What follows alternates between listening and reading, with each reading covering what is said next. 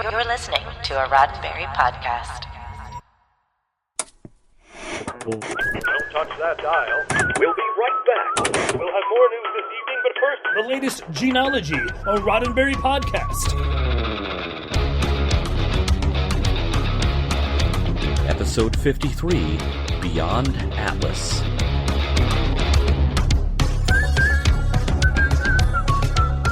Welcome to Mission Log Gene-ology. I'm Earl Green. And I'm Ashley Thomas. All right, you future rocket jockeys. Our continuing mission on Gene-ology is to examine the early TV writing work of Gene Roddenberry to see how far into the future he was looking even before Star Trek. And maybe we'll find some of his trademark social messaging along the way, but today we're venturing into uncharted territory as Gene writes something very much in the present. There's not a horse in sight. And maybe, just maybe, he's got an eye on the future as well. What with Pike hanging around the Academy grounds and all. Earl will be back with trivia in just a moment, but first here is how you can reach us.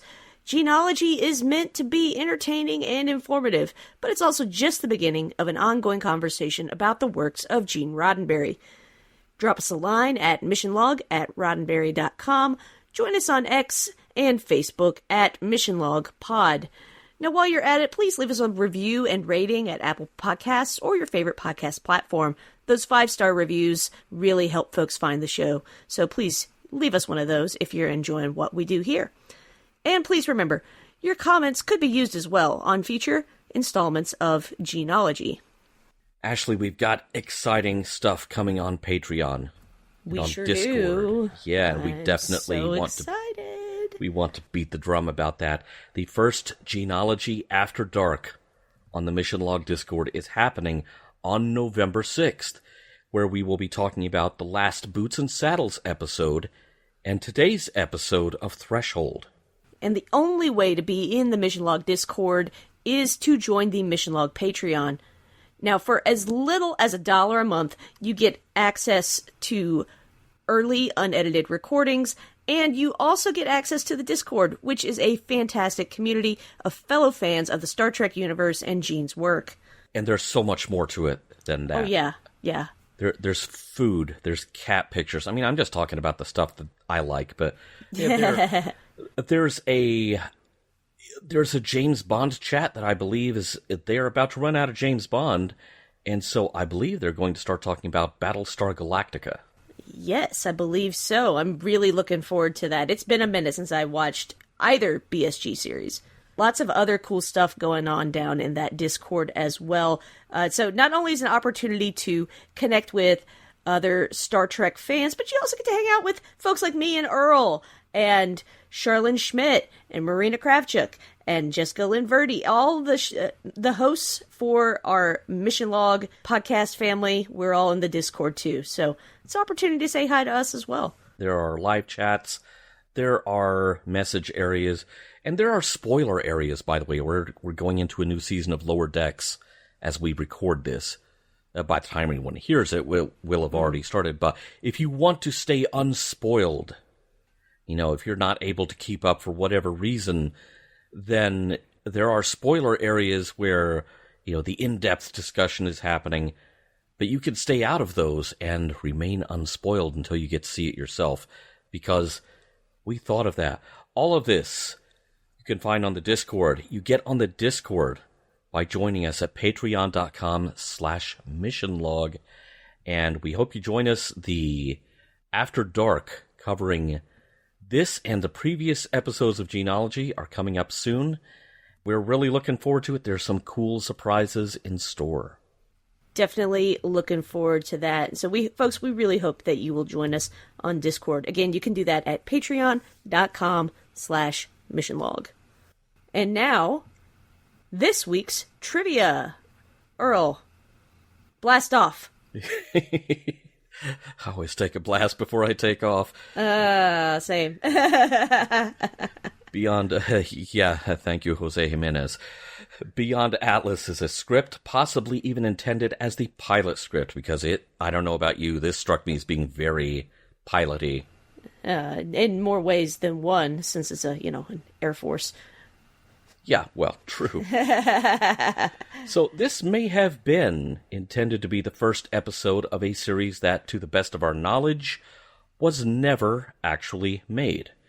The script we have is dated November 15th, 1957, and that's about a month after The Prussian Farmer aired on Boots and Saddles, about a month before Gene's first episode of Have Gun Will Travel aired. So you have some context for when the script was written and turned in. Beyond Atlas would have been an episode of a series called Threshold, the story of the United States Air Force Academy, and at least according to Gene's official biography, was intended to be the pilot episode. Now, here is where leaning on that biography becomes challenging. We have run into a few cases where the author of that book, which was vetted by Majel and was published, did not have access to the same information that we have now. And that's fine, because he had access to a lot of information we don't have.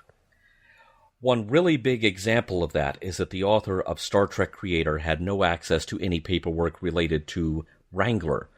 And as such, that book does not mention that that was the first series Gene managed to get on the air, however briefly.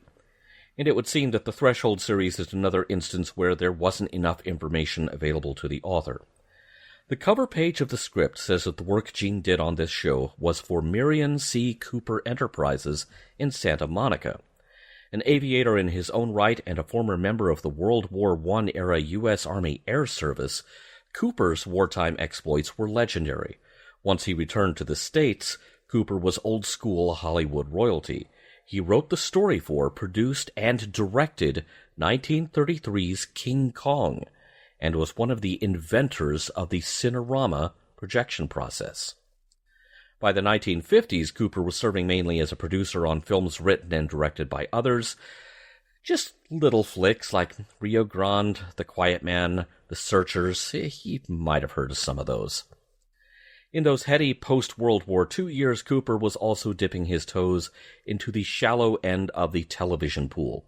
Outfits like Ziv Television, Gene's first employers in the television business, had realized there was a new market hungry for a lot of material, so it's not surprising that even a big-screen big shot like Merian C. Cooper would have turned his attention to the small screen.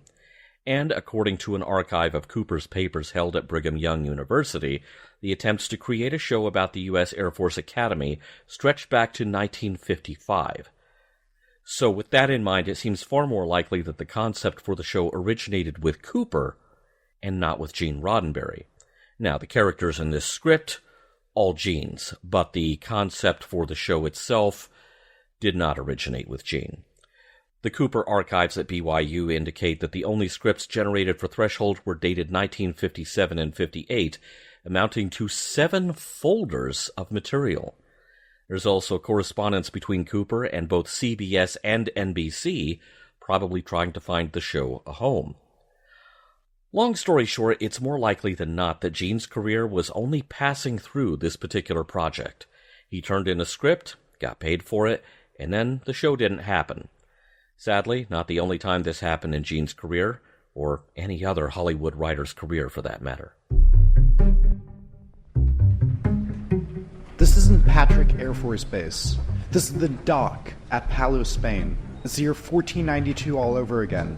They're readying a new Santa Maria out there. They're aiming it at new worlds. I want to be a part of sending it off. You're selling yourself short. You're not a button pusher. You can do more than that. Will the Academy do it for me? I've seen their schedule. Includes Shakespeare, economics, art, law. All of them won't move a missile 1 foot off the ground. There are enough idiots pushing buttons in this world already. We want our men to know where they're going. And why.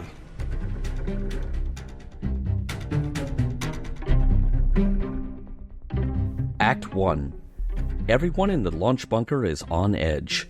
With 100 seconds left to go before launch, it's an all-up test of a new missile design, and a young civilian named Jim Highland is in the middle of it all. Keeping close tabs on him and on the missile are Lieutenant Colonel Caulfield and Master Sergeant Pike.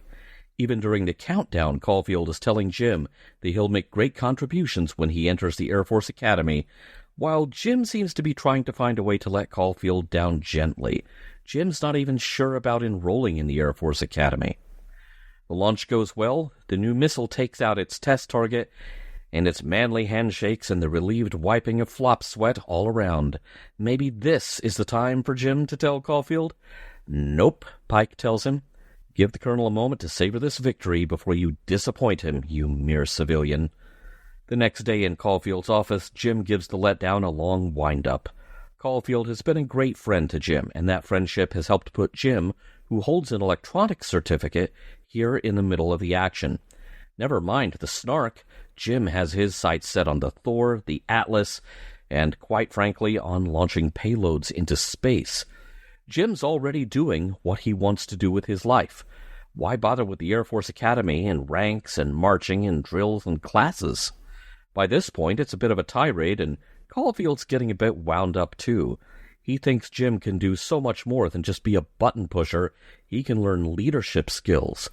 But, he cautions, Jim's on the verge of being too old to enroll in the academy. If he misses this window, a button pusher is all he'll ever be. Jim relents and asks for another 24 hours to think about it. Oh, and in the meantime, can he get a security pass to watch tomorrow's Atlas missile launch? Caulfield can't stop himself from asking out loud what the point in that is if Jim's already made up his mind. Master Sergeant Pike enters the office with a fresh round of paperwork for Caulfield to sign off on, and Jim takes that opportunity to excuse himself. The next day at the Atlas test site, Jim arrives with his security credentials and is met by Hank, a rocket engineer. Even once they're inside the blockhouse, Hank hands Jim some earplugs. You're gonna need these. Jim protests he wants to hear the launch, and Hank tells him with a chuckle, oh, you will. And he does. It's just a static test firing of the engines. This Atlas missile isn't going anywhere today, but it definitely has an effect on Jim. Back at Caulfield's office, Jim and Caulfield are reading over Jim's letter explaining his decision not to enroll in the Air Force Academy. Caulfield mentions that he'll be paying the missile training school a visit later today. Jim could go with him and look the place over before it's swarming with fresh-faced recruits. But as if to put a period at the end of his sentence, Jim signs his name at the bottom of his letter and leaves it with Caulfield. Pike is skeptical when Caulfield simply folds the letter up and puts it in his pocket. That is official correspondence, you know, sir. But Caulfield has a hunch and puts in for permission to have Jim tag along with him anyway, despite the letter. He thinks he can still change Jim's mind. Act 2. A C-124 aircraft is approaching the Air Force's new permanent academy site in Colorado, and Caulfield, Pike, and Jim Highland are hitching a ride along with the Stark missile. Caulfield waxes rhapsodic about the new facility. There's design down there, a design for living, thinking, experimenting. There's the future down there, tomorrow, looking up at us. Jim remains skeptical as the plane begins its landing procedure. One brief montage of missile unloading later, Caulfield introduces Jim to his former squadron commander, Colonel Evans, now the Assistant Commandant of Cadets at the Air Force Academy. Caulfield and Evans have the tour planned out to a T, including making sure that Jim gets to sit in on a lecture about missile electronics. And Jim's no dummy. He has picked up on how arranged this tour is. Colonel Evans notices that Jim isn't bowled over by this, but then they're all treated to a low-altitude, high-speed jet fighter formation flyby. Okay, that was cool. But Jim still tries to be unimpressed. Later, Jim is assisting Caulfield in a classroom lecture on the Snark missile. Caulfield makes sure to include something in the lecture for Jim by pointing out that not only is the Snark not the end-all and be-all of America's Cold War arsenal, but the upcoming ICBMs won't be either. The problem is thinking that you've reached the peak, and you stop trying to climb any further because, hey, this is good enough. When one of the cadets asks Jim what will supersede the current electronic guidance systems, Jim is taken aback. What the Air Force has now is the best in the world. But the cadets are being taught to look at the shortcomings in the current system and start working on improvements. Jim was caught completely flat-footed by that response because Jim has stopped climbing. Upset with this realization and the feeling that he's missed his big chance now, Jim stalks out of the classroom.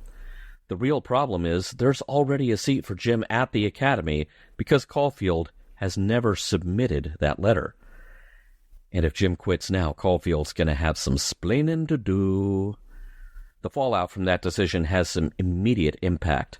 A cadet upperclassman stops Jim in the halls of the Academy, annoyed with his inability to stand to attention and stop talking back. It turns out that there is supposed to be a James Highland at the Air Force Academy. Jim goes to verbally submit his resignation to Colonel Evans, but finds Caulfield in Evans' office instead, still holding Jim's letter, which has not been tendered to anyone. Jim's a bit furious and goes off to find the colonel himself. His search leads him to a classroom where an Air Force major is giving a lecture on the expected effects of weightlessness on space travelers. The major mentions that he'll never go into space himself, but the new cadets now enlisting, they might go, "Oh, hi, Jim. Evans isn't here. Try the second floor." This leads Jim to stumble into another lecture, this about the challenges of communications between space and the ground. Still no Evans. Go try the altitude chamber. That is where Jim finds Evans observing a test of a spacesuit in a vacuum chamber, a spacesuit with an actual person inside. This is the future, happening now. By the time Colonel Evans has a moment for a sidebar with Jim, Jim has decided he wants in. But the swearing-in ceremony is only an hour away. There's no way he has time to be fitted for a uniform, get his hair clipped, get the proper inoculations, and get all of that done in time to be sworn in. And yet somehow he does, as jets fly in formation overhead. The end for us, but maybe just the beginning for Jim Highland. All right, Earl, I believe you have done well in landing the plane on the recap, my friend, and on the trivia, too. You know what they say, the takeoff and the landing are the most dangerous parts of the flight. Yeah. And the most important. Any landing you can walk away from, right? It's a good landing. Yeah. There's a lot going on here. What were your first impressions? Because this is not horse opera. It was not horse opera. It was kind of nice to be in a more modern setting. I was enjoying that quite a bit. First of all, I mean, let's get the elephant out of the room. We've got a Jim and we've got a Pike here in this script, Earl. I could not avoid the connection there. And they're at the Academy. Right. Where's Boothby? So, yeah, we didn't meet a friendly groundskeeper, did we? I thought naming a potential Air Force Academy hopeful Jim Highland was a little heavy-handed for my taste. How about you? Yeah, I feel like and there's a lot of evidence of this in the catalog of the holdings at Brigham Young University for Miriam Cooper's paperwork from his production company. This was going to be another case like West Point, where everything was 100% vetted by the Department of the Defense, probably, by the Department of the Air Force, since they would be the branch of the service most directly affected. I am sure that they probably... I'm not going to say they named the characters. They may not have had time for that kind of granular input. But I think the overall impression is there wasn't a whole lot of room for subtlety here. Right. I mean, it felt like you're naming your guy Luke Skywalker. This is what it felt like to me. Yeah.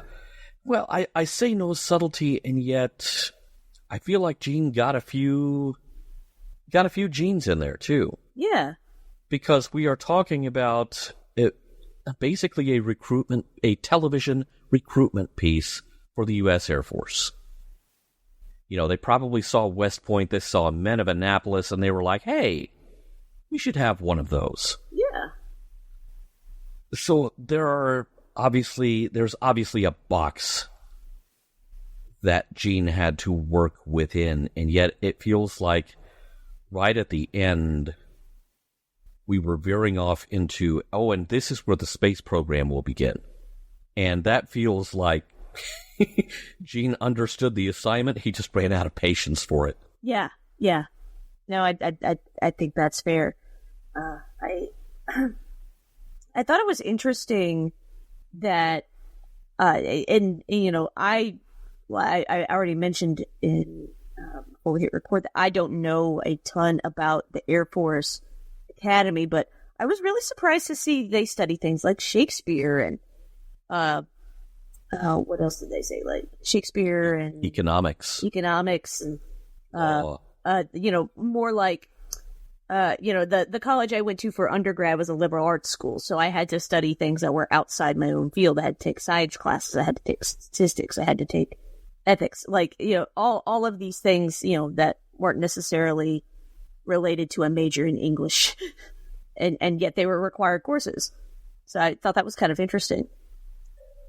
Well, I think it's interesting that I am sure that the Air Force was trying to differentiate itself from the other branches of the service. But I think there was also an element here where these cadets are potentially on a track for command. And so we want these to be well-rounded individuals and not just, hey, I'm going to follow whatever order comes down, no matter how weird it's, nuke this other country? Yes, sir. Bing. We probably want to present the impression that people with level heads and people of deep thought are the people with their fingers on those buttons. Now, my first thought reading the opening scene where they are launching the missile was, where are they going to get all of this footage? That was a thought I had too. I was like, maybe this didn't green light because they're like, no one has the budget for this. I mean, it's not as if they didn't have real missiles back then. Of course they did. But the script is calling for specific angles. And some of these, it seems like, we want to strap a camera to the missile and launch it. Which, by the way, that was a real thing at the end of the 1940s. That was how we got our first views of space and confirmed that the Earth was curved. Was strapping photographic cameras to captured V-2 missiles, launching them from White Sands, and it goes up, and it comes down, and right there at the top, the camera gets kicked off, and it's like, oh, the Earth is curved. That's a real thing that happened. So, it wasn't unheard of, but the angles just seemed so extraordinarily specific. How much cooperation were they counting on from the Department of the Air Force for this? Legit. That's a great question. Now, for context, the date on this script, this is not months or years after Sputnik. This is weeks after Sputnik. That's a good catch. I am not as familiar with that kind of history, so good job on that. Oh, I'm a space history nerd, and I apologize, everyone. I am going to beat us all over the head with that in this episode of the podcast. I think that's relevant. It's not. That is nothing to apologize for, my friend. So there probably was missile footage, but my thinking is a lot of it was also probably classified at this time. Fair. It's not like the early to mid 1970s where, every other week on the $6 Million Man, someone is launching a missile, and it's always Apollo 4. It's a Saturn V. Now, Apollo 4 got relaunched so many times on 1970s TV that it's kind of funny. And I have to think that in 1957, if there was footage, that was under lock and key. So again, how much cooperation were we expecting from the Air Force? Now, I think this is a piece of Gene-ology terminology we are going to adopt in real time. I'm going to serve notice on everyone. Even after we cover this script, we will be launching Snark missiles in the future. Oh, man. I saw that. I was like, they really named the missile Snark? Like, what kind of joke is that? Yeah, because it's like, target the entire internet and fire a full volley of Snark missiles. Yes, sir! However, so help me, this was an actual thing.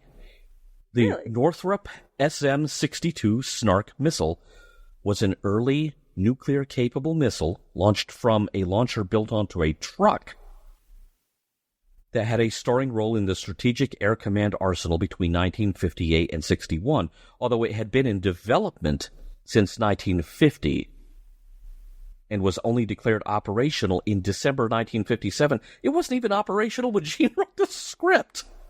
Wow. Didn't know that. And I'm going to assume SNARC is an acronym, maybe? It could be. Now, when I went looking this up, I found there are AMT model kits of SNARC missiles with launchers that you could buy and build. What? I'm Googling this. So, yeah, kids from the 50s, you too can nuke other superpowers in the comfort of your own home. So, there is correspondence between Merian Cooper and various parts of the Department of Defense in those papers at Brigham Young University. So it seems reasonable to assume that Cooper and Gene had a little bit of inside info on this missile. Now here's the part that didn't make it into the script for, I'm sure, PR reasons. The SNARC missile had a colorful operational history because it had consistently major issues with the guidance system. So as soon as there were real ICBMs to take its place, the Air Force retired it. Here is a direct quote I found from the Wikipedia article on the SNARC missile. In March 1961, President John F. Kennedy declared the SNARC to be, and I quote, obsolete and of marginal military value. Oof. So, as with any SNARC missiles you might launch at a target on the internet, like a poor marksman, it kept missing the target. Yeah, that's fascinating. I had no idea. I just assumed, and this is what I get for assuming. I assumed it was a thing made up for this, but again, I am not up to speed on a lot of military history, so there we go. I spent an inordinate amount of time going down the SNARC rabbit hole, and apparently it probably did dig out a few craters in unintended places, because there is one anecdote about they were trying to launch it at a test target in the Caribbean, and it went off course, and they lost radar contact with it somewhere around Venezuela. Oh, no. And then found the wreckage in Brazil, in an uninhabited area in Brazil. At least it was uninhabited, jeez. Yeah, so, yeah, Jim, keep working on that guidance system, buddy. Yeah, that there is, in fact, room for improvement. Yeah, so those cadets were right to be sitting in their classroom questioning the value of the SNARC. Okay, here is a line from this script, written by Gene in 1957. Some things can't be equated with slide rules, Pike, or through regulations. You have to go on feeling. Okay, is it just me, or can you hear every Starfleet captain we've ever met saying that? I mean, that's basically a nicer way of saying, to hell with the Prime Directive. Wow. Uh-huh. Now, there was a later line I got a big belly laugh out of, where, Jim's just been dressed down for not saluting the upperclassmen at the Academy. And he says, I'm the only civilian in history to draw 40 demerits here. Right? Great line. Great line.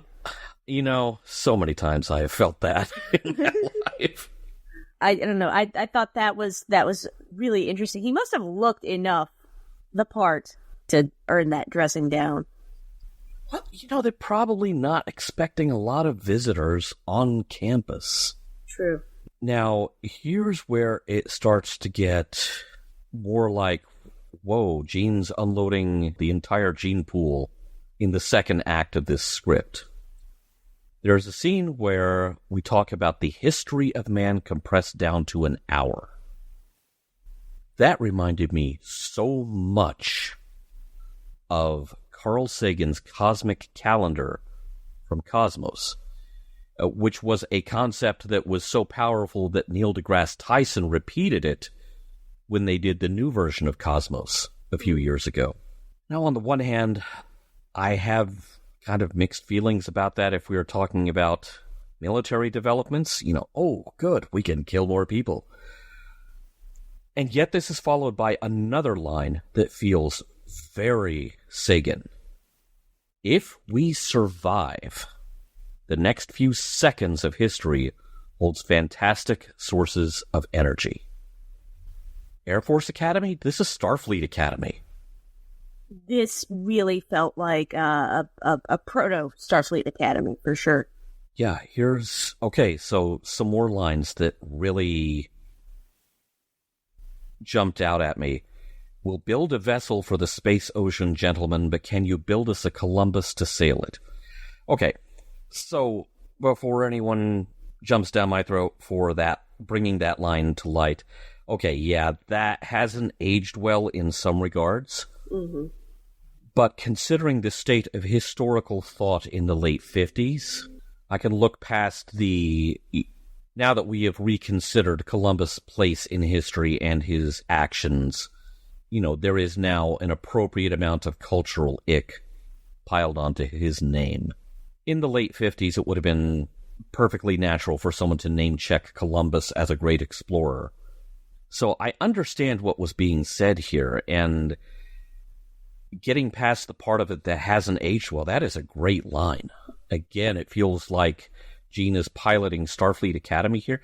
What a great idea for a show. There should be a Starfleet Academy show someday. Yeah, Starfleet Academy. How about that? Novel idea. Yeah, 1957 version. Mm-hmm.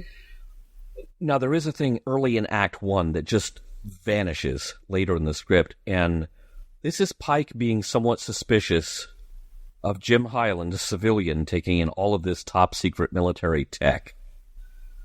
There's kind of this unspoken thing where it's like you're expecting him to say, "Sir, he's seen too much. We're going to have to strap him to the next missile we launch." Right.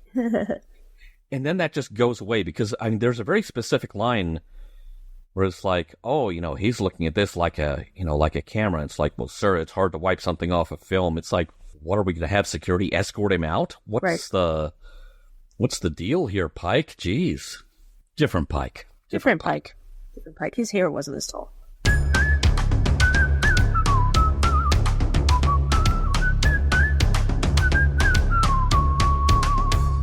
All right, Earl. It's time for our discussion. But I'm taking just a peek at your notes, and I think you've got something to say here. So why don't you launch your snark missile at me, my friend? Well, there's not much snark here. This is almost like being a slightly spooked missile. This is going to sound really crazy to a lot of people because I am personally not big on the thought exercise of an afterlife. And to other people still, it will probably sound like I'm being egotistical, and trust me, that's not it. But every so often, whether it's Sam Houston marching into Fort Smith, Arkansas, or Jim Highland here thinking, hey, I'm already doing what I want to be doing with my life. Why go to college to get a piece of paper showing I can do it? Sometimes it feels like Gene Roddenberry is tapping me on the shoulder and saying, hey, Earl, just so you know, I know you're out there reading this old stuff I wrote in the 50s. A little something for you in there. Because, holy cow, does this one feel personally directed at me. Now, of course, I am a rational human being, so I realize that what's actually happening here is a mixture of coincidence that I'm the one doing this podcast, combined with Gene's storytelling tapping into a lot of shared human experience that a lot of people, not just me, have gone through. Yeah, this is one of those cases where it feels like he's in the room just grinning away, probably wearing that yellow sweater from that mid-'80s interview footage, because this felt like it was aimed straight at me with a lot more precision than a snark missile. I mean, a lot more precision, because I'm not in Venezuela. Now, I was literally just having this conversation with someone, I'm going to say in the past 24 hours, recounting the fateful decision I made about 2.5 years into college, where I looked up and said, why am I doing journalism and mass communications classwork when I am already working in radio and TV as well? And somewhere in there, I looked at the bills that were piling up. I looked at the fact that my very demanding work schedules and class schedules were barely leaving me with time to sleep, let alone have any kind of a life. And also, I was being hardcore burned out because high school hadn't exactly been easy, and I went straight into college. I quit school. I never graduated.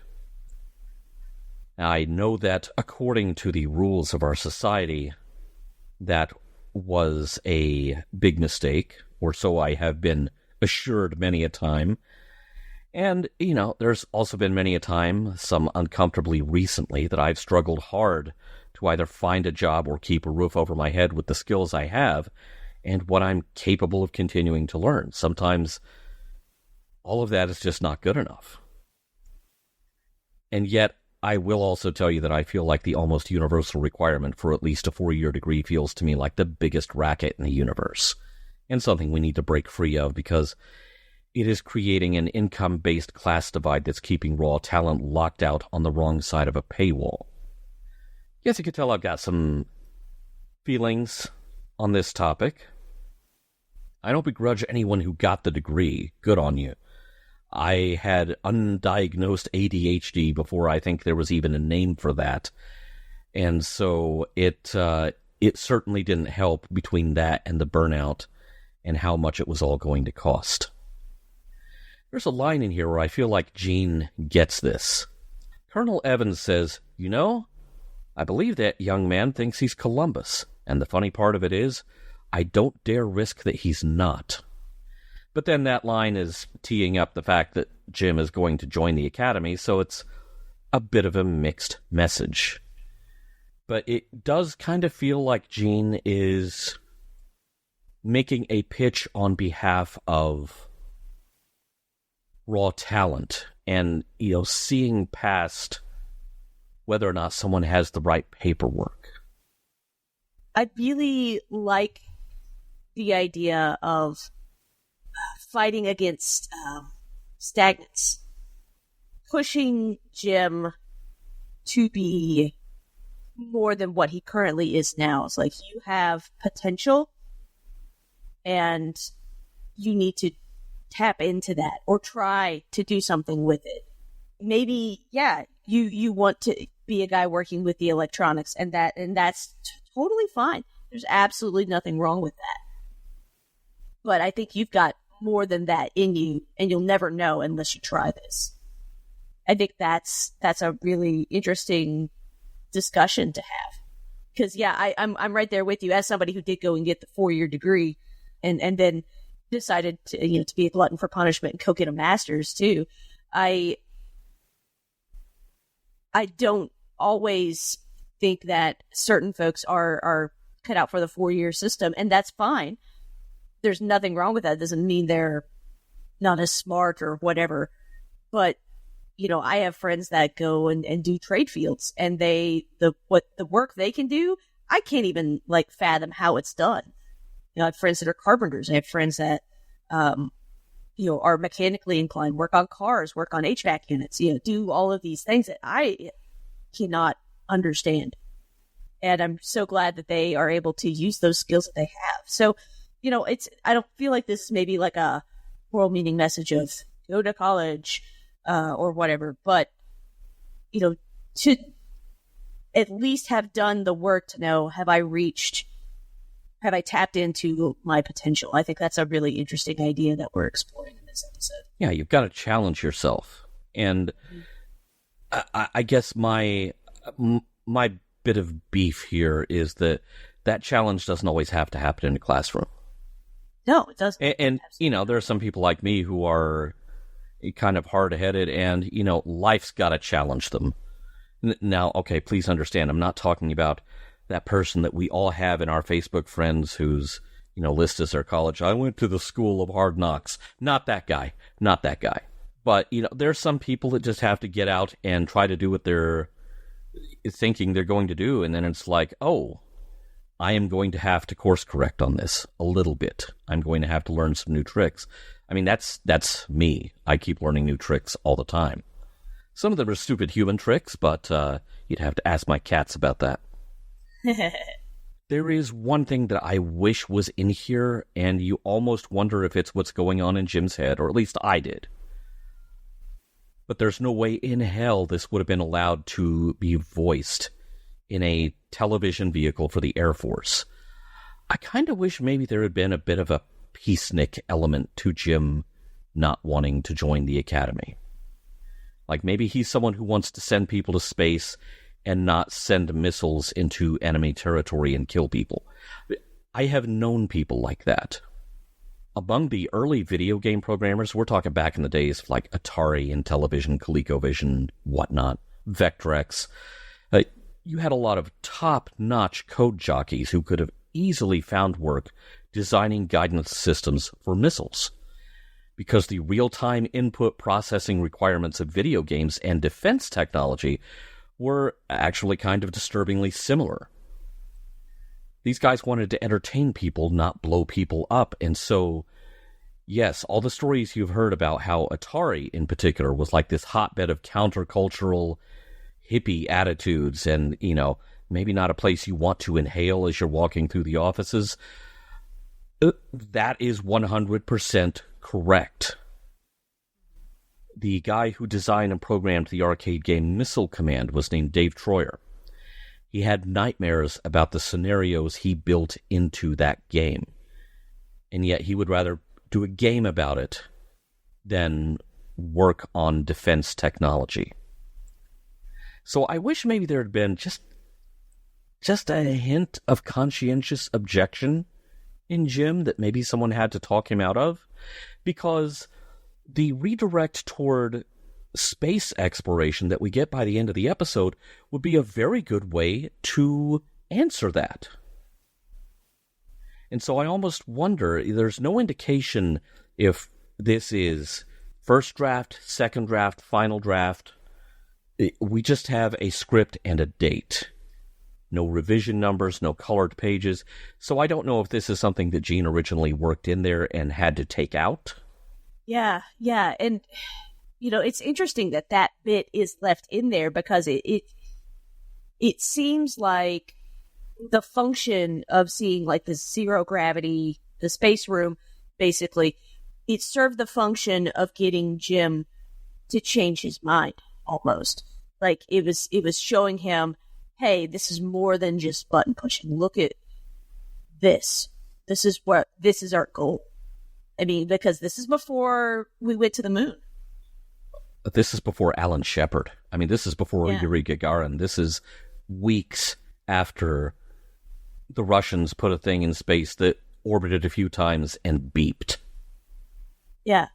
So this idea of we're much more than just missiles, it seems to be what is the inspiration for getting Jim to switch. It's like, no, I want to enroll.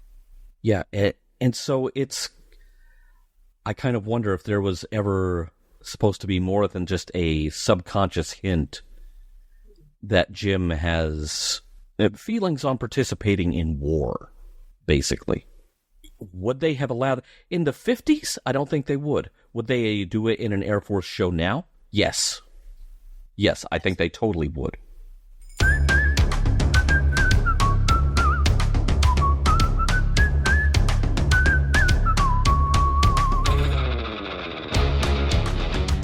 All right, Ashley, I think we have landed our first flight, and sadly, only flight. An idea that went no further than the page. I found it difficult to really parse the message here because there are hints of Gene peeking out, but this does feel a lot like West Point amped up to jet fighter speed, which is kind of funny because West Point did a jet fighter episode, and that was also kind of in the back of my head the whole time I was reading this, the one about the cadet who was afraid to fly. But very much like West Point, this was a recruiting tool. It was almost certainly going to be vetted by the DoD, and it was going to be a slick weekly half-hour primetime ad for the Air Force. So if Gene ever felt constrained by West Point, I feel like he was setting himself up to be just as hemmed in here. And yet, all of his forward-looking language about space travel and astronautics... that is kind of amazing for, and, again, let's look at this. 6, maybe 7 weeks after Sputnik launched in 1957. And so this is one of these scripts where you kind of see it as one of those signs you pass on the interstate at the side of the road. Star Trek, 150 miles ahead. At the beginning of the space age was, as Donald Fagen would put it, the new frontier.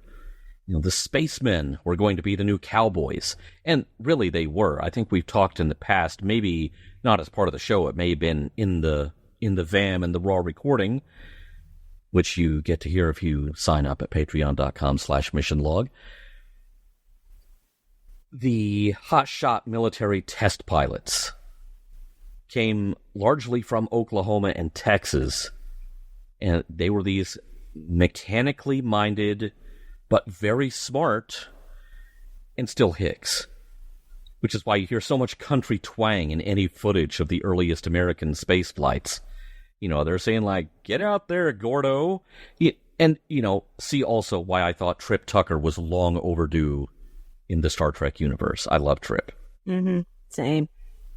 Here we are seeing Gene just gleefully latch onto this new frontier notion and play with it. It's not launching missiles at targets that gets Jem fired up. It's the notion of putting people into spacecraft and exploring space that does it. And I feel like Jim is Gene here. Jem is totally a Gene surrogate in this story. I don't want to blow anyone up. I want to go out there, that away. And as insignificant as this unproduced script is, it turns out it's really significant. Yeah. If you are looking through Gene's back catalog for signs of things to come. It just might have been wasted in this late 50s, early 60s era of, hey kids, remember to drink your Tang, just like the real spacemen do. These ads in between Acts 1 and 2. What thoughts did this launch in your head? I think it's interesting that you bring up Trip Tucker, because Jim kind of reminded me of Trip in a way. Like, I'm perfectly happy just working electronics, but it's like, no, you can do something bigger than that. And then, of course, we have Trip in Starfleet, and he's the best. As somebody from the South whose uncles all sound like Trip Tucker, I was distraught when I learned that Connor Trenier was actually from Washington State.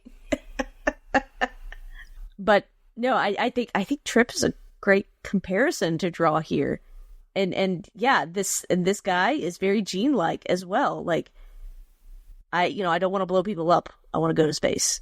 Yeah, I want to reach for something greater than this. Gene was an El Paso boy, born and bred. Mm. So another son of the South here, very much from the same geographical origins as the people we're talking about, who basically, with shows like Men in Space, that was a Ziv production that we covered on Sci-Fi 5 at least once. Mm-hmm. Shows like that were starting to elbow the horse opera off the primetime schedule, because this was now. This was not then. This was the future, as they say. Mm-hmm. And I think people were excited about it, and I feel progressively, the further you get into this script, you can feel Gene Roddenberry getting more excited about that future as well. Yeah, and this kind of thing is kind of symptomatic of what a lot of other shows and films would do later. Like, let's keep moving forward, let's keep pushing forward. And then somewhere, 20, 30 years after that, we got a little more cynical, and so it's less like, hey, what could we do? So I don't know. I think this is a really interesting piece of this script to have it being that let's press forward. Let's go, to quote another Air Force alum, higher, further, faster. Yeah. Captain Marvel. Yeah, and we're standing at the intersection of the atomic age and the space age. And it kind of feels like the further Gene got into this assignment, the more enthusiasm he gained for it. Mm-hmm. Whether this is the show that actually would have wound up on the air had Threshold been made, I don't know. Complete with that line, if we survive, the next few seconds will be amazing. It really does feel like Gene's kind of touching the future here, getting the fever for the flavor of it. And yet the ironic thing is, we know there are so many years of horse opera still ahead of him as he plies that trade, but we will eventually get back to Gene doing military drama in the form of lieutenant.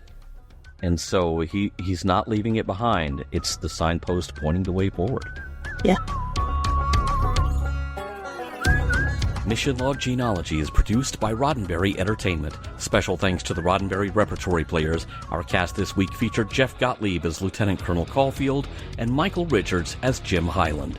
If you would like to support us directly, you can do so at patreon.com/missionlog for early access to shows and the Mission Log Discord.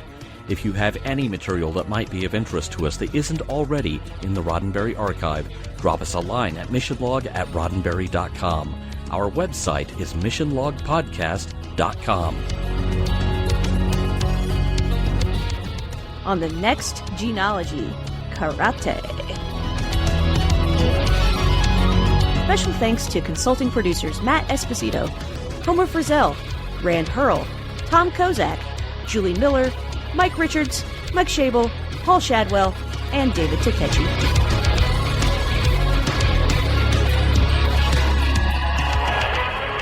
We'll be back next week with more of your favorite programs. This concludes our broadcast day.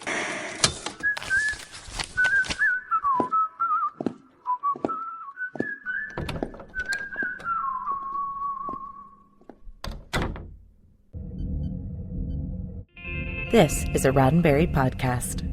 For more great podcasts, visit podcast.roddenberry.com.